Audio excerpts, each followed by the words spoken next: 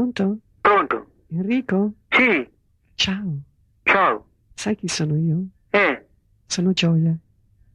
chi? Sono Gioia. Gioia? Gioia del telefono sexy. Enrico? Oh, Senti, un tuo carissimo amico ti ha regalato una telefonata sexy con me. Io ho 10 minuti a mia disposizione, a tua completa disposizione. Lo sai che sono seminuda? eh, Sono distesa su un divano?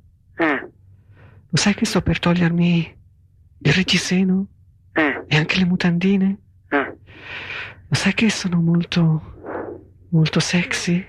mm, Lo sai che mi sto arrapando solamente ascoltando la tua voce così maschia? mm, Lo sai che anche tu sei un po' arrabbiato? mm, È vero? mm. Enrico, Oh, io vorrei tanto fare l'amore con te. mm, Ti va? mm, Ti andrebbe? mm. Non puoi parlare? No, Ho capito, allora fai pure dei mugoli come hai fatto fino adesso, va benissimo. Basta che tu mi faccia capire. Guarda, adesso sono completamente nuda, Enrico. Sono bionda, fatta bene, giovane, tutta per te. Ti piaccio? che te ne scena. Ti piaccio?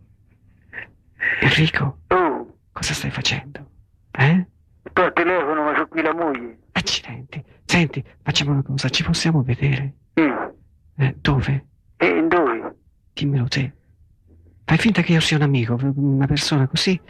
Infatti prima ho fatto telefonare quando ha risposto, non so chi era tuo figlio? Sì, Ho fatto parlare un uomo, no? Perché non volevo, mi sono fatta passare te.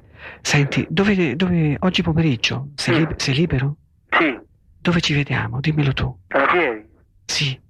Sì, dove esattamente? al santuario. Al santuario, d'accordo, va bene. Allora, senti, io vengo, c'ho una macchina bianca, Mi vedi, sono bionda, sono molto bella.